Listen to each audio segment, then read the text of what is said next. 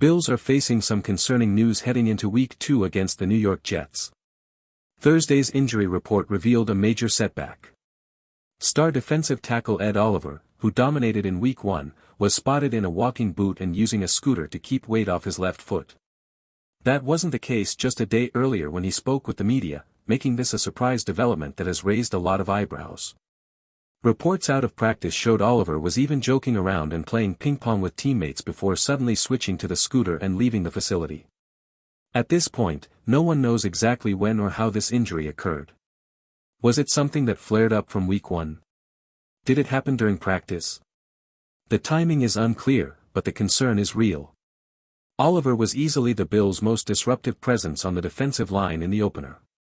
He forced a game-changing fumble, and here's the wild part. He wasn't even supposed to be on the field for that snap. He subbed himself in, refusing to sit out, and delivered the play of the game. That's the kind of energy and leadership Buffalo can't afford to lose, especially against a tough divisional rival like the Jets. Before listening to the latest news, subscribe to the channel, like it, and don't forget to press the bell icon. Let's move on to the new news.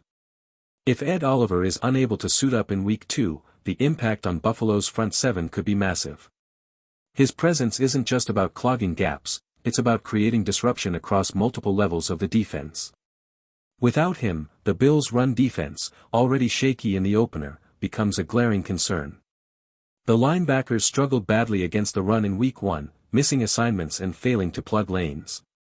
Oliver's ability to blow up plays masked some of those issues, but if he's sidelined, the pressure shifts to rookies like Deion Walker and T.J. Sanders. The challenge? Sanders is more of a pass rush specialist than a run stopper, and his early performance against the ground game left plenty to be desired. That leaves Daquan Jones to anchor the middle.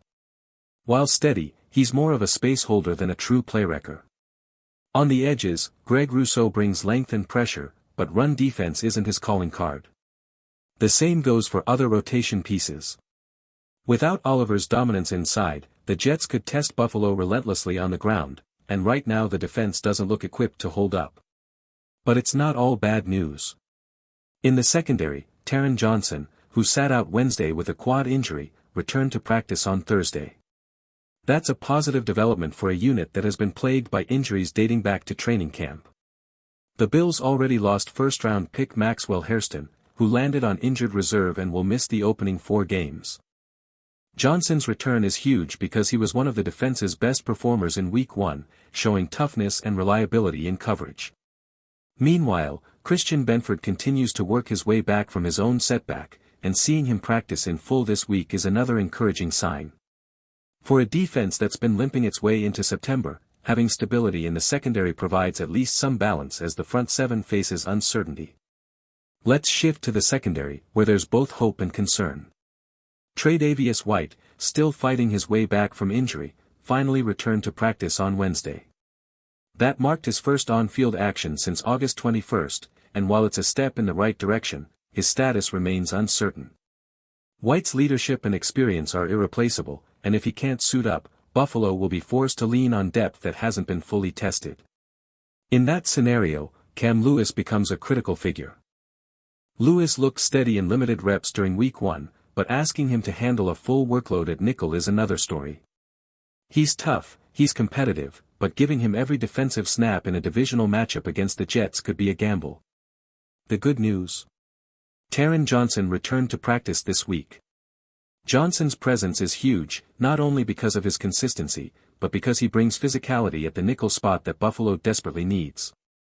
Still, it's worth noting that Wednesday's session was just a walkthrough, so the difference between limited and full participation doesn't paint the clearest picture of where guys truly stand.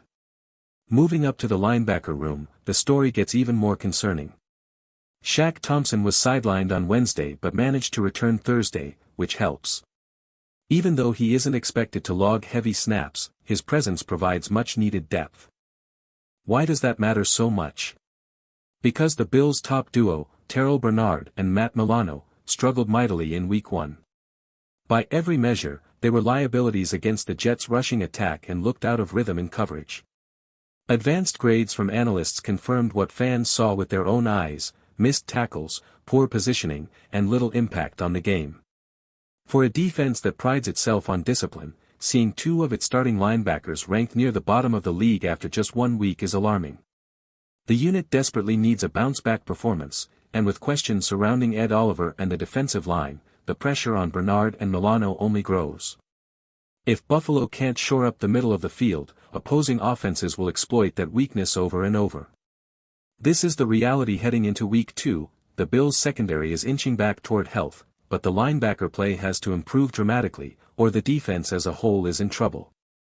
When it comes to Terrell Bernard, Week 1 was not his best showing. He looked a step slow, often a beat behind the play. The encouraging part is that this doesn't appear to be injury-related. Bernard was a full participant in both Wednesday's and Thursday's practices, which suggests his struggles had more to do with conditioning than health. Missing time in training camp likely set him back, and it may take another game or two before he's fully back in rhythm. The good news? Bernard himself has acknowledged the need to play better. Speaking to the media this week, he was upfront about his mistakes and clear that he expects improvement in Week 2. That kind of accountability is exactly what the Bills need from a linebacker who is being asked to hold down the middle of the defense. Overall, the injury picture for Buffalo is starting to brighten as Week 2 approaches. While Ed Oliver's situation remains the biggest concern, most of the other names on the injury report have trended in a positive direction. Several key contributors who were banged up earlier in the week are now back on the field, and that stability could go a long way in helping this defense rebound against the Jets. Now let's shift the focus back to some positive news on the injury front. Two important players for Buffalo were listed as full participants in both Wednesday and Thursday's practices, Keon Coleman and Christian Benford. For Coleman, this update is massive. After a jaw-dropping Week 1 performance where he put up 112 yards and established himself as a dangerous new weapon in Buffalo's passing attack, questions swirled about whether a groin issue might slow him down. Instead, Coleman has been moving freely in practice, showing no lingering effects. For a Bills offense that needs playmakers around Josh Allen, his availability in Week 2 is a game-changer. Coleman's size, hands, and ability to stretch defenses add an entirely new layer to the playbook. On the defensive side, Christian Benford looks ready to roll as well. He has battled through minor setbacks but is now back at full strength. That's a crucial boost for a secondary already dealing with uncertainty around Tre'Davious White and Taron Johnson. Benford's return brings stability, allowing the Bills to rotate their defensive backs more effectively and avoid being overly exposed against a Jets offense that showed firepower in Week 1. Think about what this means in context. If Buffalo had gone into this matchup missing Oliver, Johnson, White, and Benford all at once, the defense would have been stretched to its breaking point. But with Benford back and Johnson trending upward, the secondary looks far more balanced than it did just a week ago. And when you combine that with Coleman's presence on offense, Buffalo enters this divisional battle with two of its most important young playmakers at full health. Coleman gives Allen the downfield target he's been missing, while Benford strengthens the defense's ability to match up against New York's receivers. That's the kind of balance the Bills need to fight through adversity and prove they can respond after a shaky opener. Another name to watch closely heading into Week 2 is James Cook. The running back was limited on Wednesday with a hamstring issue but returned as a full participant Thursday. That's a huge relief for Buffalo, because Cook is one of the most dynamic weapons on this offense. His burst and ability to create explosive plays are vital, especially against a Jets defense that thrives on taking away the passing game. The hamstring situation is worth noting, though. These types of injuries often point to conditioning setbacks, and Cook didn't get the cleanest run-up to the season after missing some practice time in camp due to contract concerns. Even so, his full return this week suggests Buffalo expects him to handle his normal workload. The tight end room is another storyline. Dawson Knox has been limited both Wednesday and Thursday with a hip injury. That's concerning, because the Bills leaned heavily on two tight end sets in Week 1, and Knox remains one of Josh Allen's most trusted safety valves.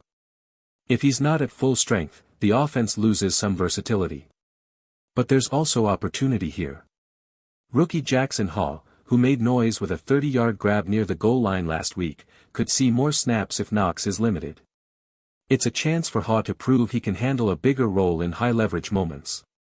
On defense, Greg Rousseau popped up with a knee issue that kept him limited both days. He was seen with his knee wrapped during the game in Week 1, so this appears to be a lingering concern.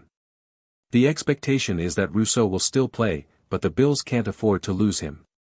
With Ed Oliver already a question mark, the defensive line is dangerously thin, and Rousseau's ability to collapse the pocket from the edge is irreplaceable.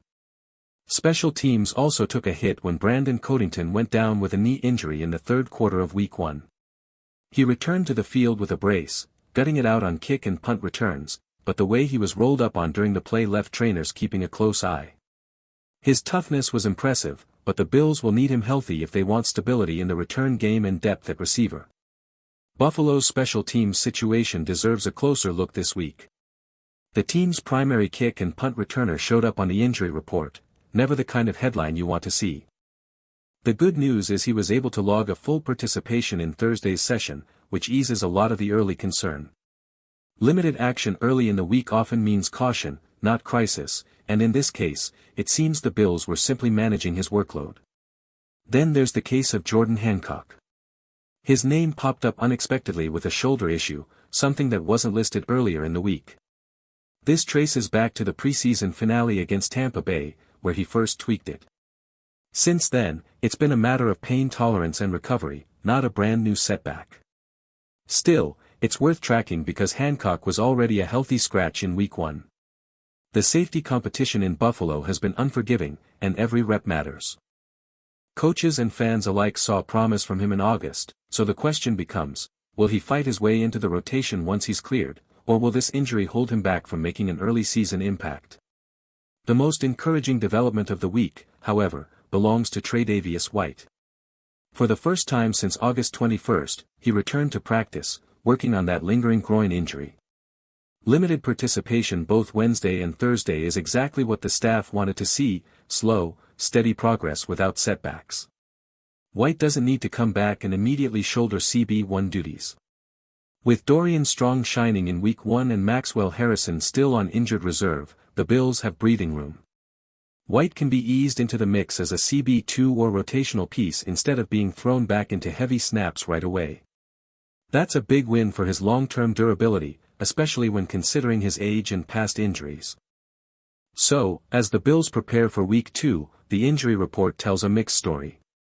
Special teams will require monitoring. Hancock's availability remains uncertain, but the return of Tre'Davious White is a major step toward stabilizing the secondary. Buffalo won't be at full strength just yet, few teams ever are by Week 2, but they're trending in a positive direction at some of the most important spots on the field.